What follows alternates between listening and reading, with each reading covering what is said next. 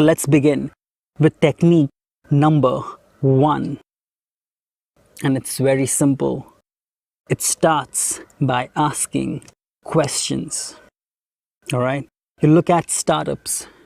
The entire foundation of a startup is to challenge assumptions.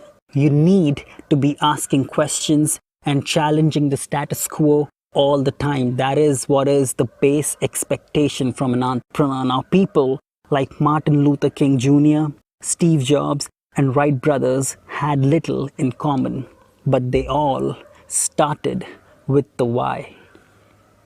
They realized that people won't truly buy into a product, service, movement, or an idea until they understand the why behind it. And I would recommend starting with the basic fundamental question. So why are some people and organizations more innovative, more influential, and more profitable than others? Why do some command greater loyalty from customers and employees alike? Even among the successful, why are so few able to repeat their successes over and over? So the leaders who've had the greatest influence in the world all think, act, and communicate the same way. And it's the opposite of what everyone else does. So I would like to share with you the Golden Circle Framework by Simon Sinek. If you're ready, let's dive in. And this framework would give you an understanding of starting with the why.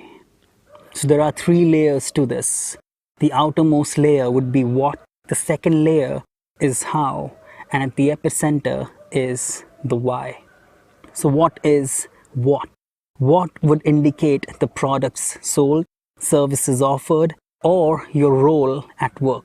How is your strength, your values, your guiding principles, your mission, vision statement, all of that. And at the center is your purpose and your belief. And that is the most important aspect if you want to command influence. And if you want to earn something and create something that is bigger than you, that is bigger than just making money. They say if your business only makes money, then you are running a poor business. All right. And I've experienced that personally. My first startup that I had launched in the year 2013, all it did was make money. Greed was the sole motivation, and sales was driven through incentives on steroids, if you will. All right. You would have hourly incentive. You will have half hourly incentive. You would have midday incentive, you would have daily incentives, weekly incentives, monthly incentives, quarterly incentives, everything driven by the purpose of purely making money. However, we did have the kind of emotional attachment, but that why was not in depth enough. All right. It was always revolving around material possessions. And the why that we are talking about here, this talks about your mission. So let's see what Simon Sinek has to say. Now let's look at this graph, all right? You have why, how, what. And then you have the human brain. Now the human brain is divided into 2 segments. You have the neocortex and you have the limbic brain. The limbic brain is at the center. Now let's look at why this is so significant. Now the neocortex, that is responsible for all of our rational and analytical thought and language.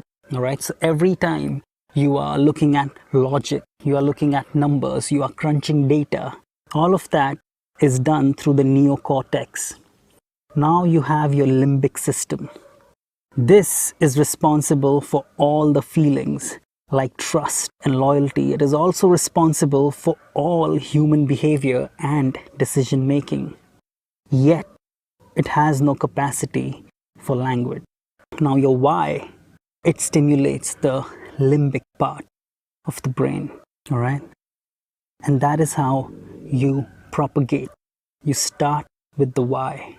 So the limbic brain, you activate your emotions, your logical part of the mind work to put that emotion into execution. So this is what Simon Sinek has to say. People don't buy what you do, they buy why you do it. So the clarity of why. How would you define the clarity and how should you define the why? The why is your purpose, is the cause, and your belief. Discipline of how is your strength, values, and guiding principles. Consistency of what is the product sold, services offered, and your role. That is how you would work. And you work towards building a pyramid. All right. So you want to start and make sure that every decision, every action that you take is driven by the why. And that is how you propagate further. So that is what Simon Sinek has to say. And that is what starting with the why means. Now let's look at some real world examples. All right. Let's talk about Apple. Apple never talks about features. You look at their branding, you look at their advertisement, all right? They never bother to talk about features like Android does, all right? Apple focuses on experience. Experience triggers emotion.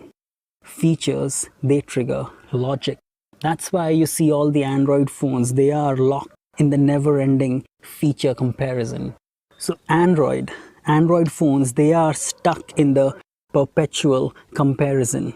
All right. You want to talk about the processor speed. They talk about the number of cameras that they have. They talk about the screen resolution. They talk about the charge time, uptime, downtime, whatever you want to talk about. And every time you start talking about logic, what you are doing is you are making your product a commodity. Every time you talk about experience, you trigger emotion. And that is how you build the attachment. That's why Apple does not have customers, they have fans, they have a tribe. People buy with emotion and justify the purchase with logic. I'll say that again. People buy with emotion and justify the purchase with logic. And as Simon Sinek rightly says, you start with the why. Start by asking questions, the right questions.